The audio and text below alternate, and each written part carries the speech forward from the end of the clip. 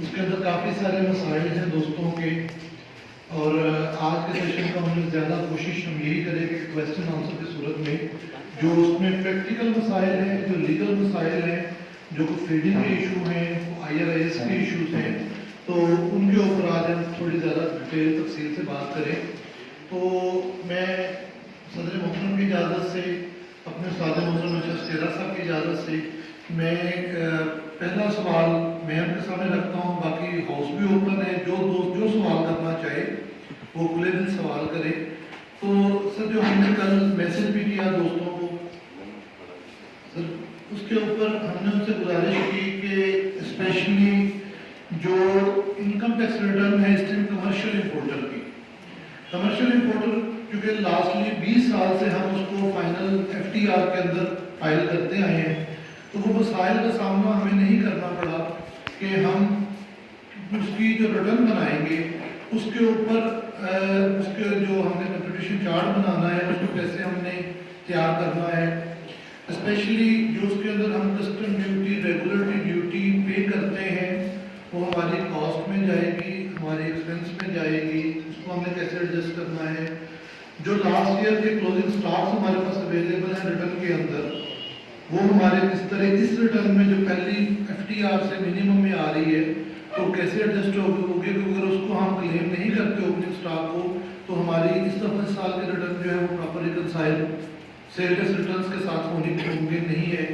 फिर एक बहुत बड़ा मसला है कि कस्टम इंपोर्ट के ऊपर 3 वैल्यूज आ रही होती हैं। एक आप जो डिक्लेयर्ड वैल्यू खुद कहते हैं, अपनी इनवाइस देते हैं जी मेरा ये माल जो है जी 10 लाख रुपए का, कस्टम उसको असेस कर देता है कि जी हमारे जो वैल्यूएशन चार्ट है ये आपका माल 14 लाख रुपए का है।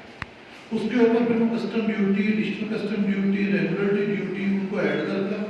उसके बाद फिर वो वैल्यू निकलती है जिसके ऊपर वो सेल्स टैक्स चार्ज करता है और हम अपनी जो सेल्स रिटर्न है उसके अंदर वो वैल्यू ले रहे होते हैं जो एक्स सेल टैक्स वैल्यू होती है।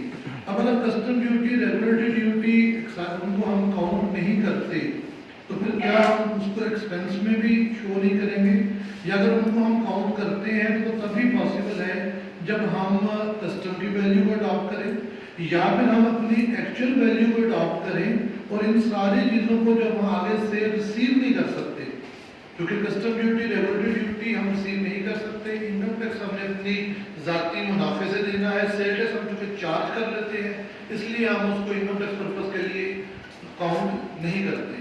तो सर इसके ऊपर हमें आप में फरमाएं कि हमने वैल्यू कौन सी लेनी है, custom duty, additional custom duty को कहाँ कैसे एडजस्ट करना है, पिछले साल के जो क्लोजिंग है उनको ओपनिंग में हमने कैसे डिक्लेयर करना है, पिछले साल के जो FTR की सेल्स हैं क्या उनको हम एग्जेम्प्ट सेल्स में इनकम टैक्स रिटर्न में शो कर सकते हैं, करेंगे।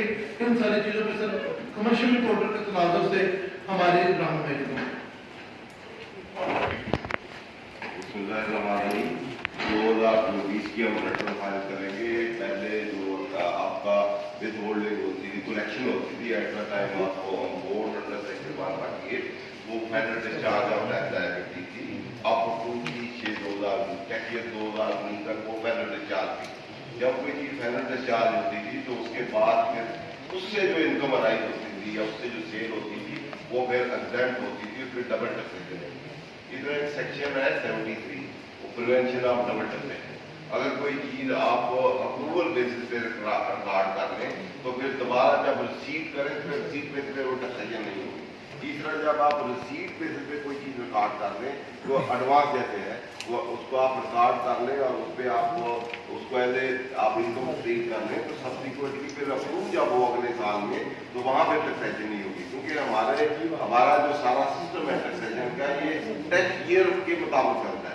उसमें आप सिस्टम जो है सेक्शन है 32 जो आपको डिफरेंट सिस्टम देता है, जिसके तहत आप अप्रूवल बेसिस भी आप कर सकते हैं, आप रिसीट बेसिस भी कर सकते हैं। कंपनी के सिचुएशन में तो आप अप्रूवल ही होगा, बाकियों में हो सकते हैं और उनका मिक्स भी हो सकता है। मर्केंटाइल सिस्टम भी इसको कहते हैं और कैश सिस्टम भी कहते हैं और हाइब्रिड सिस्टम भी कहते हैं। हाइब्रिड में दोनों मिक्स होंगे। तो जो कमर्शियल इंपोर्टर के लिए था कि जो आपका डिडक्शन हो जाएगी वही आपका फाइनल डिस्चार्ज ऑफ लायबिलिटी होगी इनकम अराइजिंग देयर फ्रॉम, ये सेक्शन सबसेक्शन आपका 7 था, सेक्शन 148 का, जिसके तहत जो भी आपकी कमर्शियल अकाउंट होती थी उसका टैक्स एडजस्टेबल नहीं होता था और जितनी उस पर डिडक्शन थी वो फाइनल डिस्चार्ज हो जाती थी। ये तो पहले 30/6/19 का जो टैक्स 2019 का उस तक ये थी। अब आपने जब डिडक्शन हो गई आपने उसकी, अब ये हो सकता है सारी की सारी जो अकाउंट की है आपने उसमें फाइनल डिस्चार्ज हो गया, उसकी सेल हो सकता है उस साल में हुई है, हो सकता है इस साल में हुई हो सकता है अगले सालों में। तो अगले सालों के लिए फिर उस साल का क्लोजिंग स्टॉक होगा, फिर अगले साल में आएगा, फिर ऑनवर्ड ओपनिंग बनेगा, फिर क्लोजिंग चलेगा, इस तरह ऑनवर्ड चलेगा। तो इसके लिए वंस उसने एक दफा टैक्स दे दिया तो उसके बाद सब्सिक्वेंट जब भी उसकी सेल होगी तो उसकी रिलेटेड सेल जो है उस पर दोबारा टैक्सेशन नहीं होगी।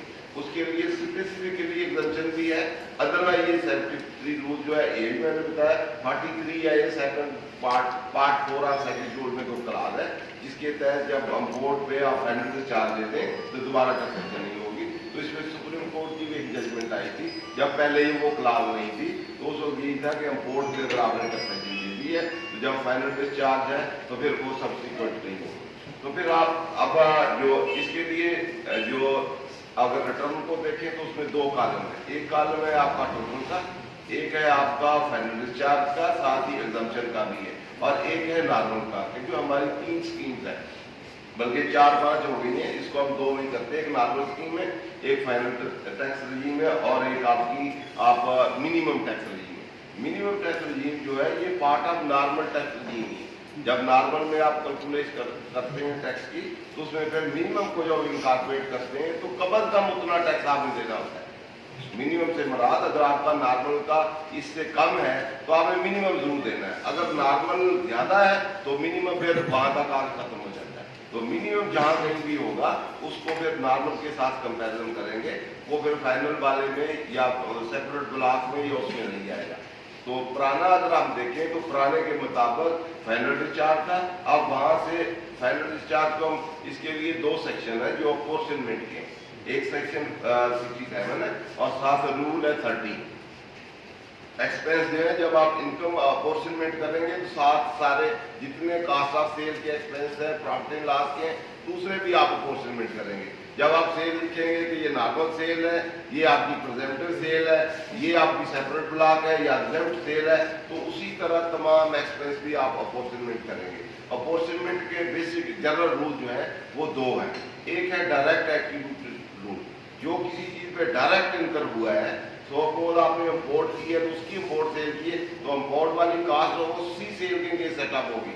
और दूसरा कॉमन रूल है, कॉमन रूल कुछ जॉइंट, जिसको हम ऐसे कह रहे हैं कुछ जॉइंट एक्सपेंडिचर हुए जो डायरेक्ट एट्रीब्यूटेड है किसी सेल के, वो उसी के लिए सेटअप होंगे और उसी को उसको आप एलोकेट करेंगे।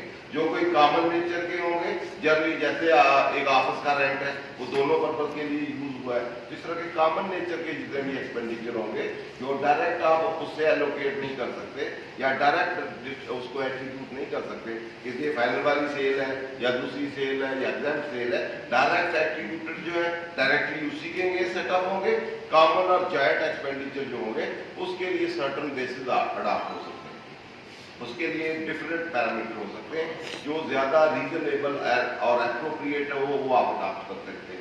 जनरल जो आप रूल अडॉप्ट करते हैं वो हम सेल ले लेते हैं, ये सेल उसकी कितनी है, सेल रेशियो उसको 80% है, 70 है, जितनी है, एग्जेम्प्ट वाली इतनी है तो टोटल 100 करें, टोटल का डिस्ट्रीब्यूट कर रहे हैं तो उन एक्सपेंसेस को उस रेशियो से आप अडॉप्ट कर लेते हैं। अडॉप्ट करके नेट टोटल इनकम भी आपकी आ जाती है और टोटल में टैक्स भी आपका आ जाता है। अगर आप पहले इनकम आएगी कि ये वाले नॉर्मल इनकम की है, ये फाइनल वाले की है, ये वाली एग्जेम्प्ट वाले की है, तो इसी तरह मिनिमम वाले की भी आप अदा कर सकते हैं। ये मिनिमम वाली ये सेल है तो इसका नेट इनकम क्या है, हर एक में नॉर्मल टैक्स भी हम कैलकुलेट कर सकते हैं। फाइनल वाले को तो फाइनल में चला जाएगा, नॉर्मल की तरफ चला जाएगा, मिनिमम वाले को भी देखेंगे नॉर्मल टैक्स कितना बनता है और मिनिमम को कंपेरिजन कर लेंगे। अगर नॉर्मल टैक्स मिनिमम से ज्यादा होगा तो इसकी मिनिमम की कोई इम्प्लीकेशन नहीं होगी, अगर मिनिमम आपका ज्यादा होगा तो डिफरेंशियल जो है फिर मिनिमम वाला कम से कम आपने देना। तो इस तरह आपको ये रूल जो है 13 उसमें ये प्रोसीजर बताया हुआ है। अब ये है कि हमने अगर पिछले साल वाला स्टॉक इस साल ले आए तो इस साल में ओपनिंग स्टॉक होगा, ओपनिंग से फिर आप देखेंगे कि कितना क्लोजिंग में गया है और कितना हमने इस साल 2020 में बेचा है। तो उसको हम जहां हम लिखते हैं फाइनल डिस्चार्ज, वहीं उसको एग्जाम्प्ट सेल लिखेंगे और उसमें जिसके रिलेटेड जो खर्चे होंगे या ओपनिंग स्टॉक में से जो पोर्शन होगा वो उसको एलोकेट करेंगे और अकॉर्डिंगली एंड तक उसकी इनकम जो है एग्जाम्प्ट में जाएगी। ये रिलेटिंग टू स्टॉक है। पिछले साल जिसपे आपने फाइनल डिस्चार्ज सेल पे टैक्स दे दिया है पिछले साल, क्योंकि आपने इंपोर्ट की, उसी वक्त आपका कस्टम अथॉरिटी ने विद होल्ड किया, आपने दे दिया। अब उससे जितनी भी सेल होगी उस साल, अगर सपोज आपने उस साल 50% आउट ऑफ दैट आपने सेल कर दी, तो उस साल में 50% सेल प्लस उसके एक्सपेंस और नेट इनकम जो है वो आपकी एग्जम्प्ट होगी 2020 में। अब उस बाकी 50 था वो आप ओपनिंग में लेके आए, हो सकता है आप उस 50 में से 20% इस साल बेच जाओ, 20% अगले साल बेचे। जहां कहीं भी वो बेचेगा उसकी रिलेटेड जो सेल होगी या रिलेटेड जो एक्सपेंस होंगे या नेट इनकम होगी या जो उस पर टैक्स बनेगा वो एग्जाम्प्ट होगा, उसमें फिर कोई डिफरेंस नहीं होगी। अगले साल फिर अगर जहां तक भी वो स्टॉक जाएगा तो साथ साथ उसकी जब भी सेल आएगी, क्योंकि सेल में से वो स्टॉक की जो होगी आपकी कॉस्ट से वो लेस होगी, उसका नेट प्रॉफिट होगा। तो आपने उसको कॉलम जो आपका फाइनल वाला और एग्जम्प्ट वाला है आपने उसमें रखना है। इस तरह आप उसको एग्जम्प्ट हर अगले जहां तक वो स्टॉक जाएगा जिसमें ऑलरेडी आपने टैक्स दे दिया है वो एग्जम्प्ट होगा और दोबारा डबल टैक्सेशन नहीं होगी। एक तो पहला क्वेश्चन ये हो गया। दूसरा क्वेश्चन ये है कि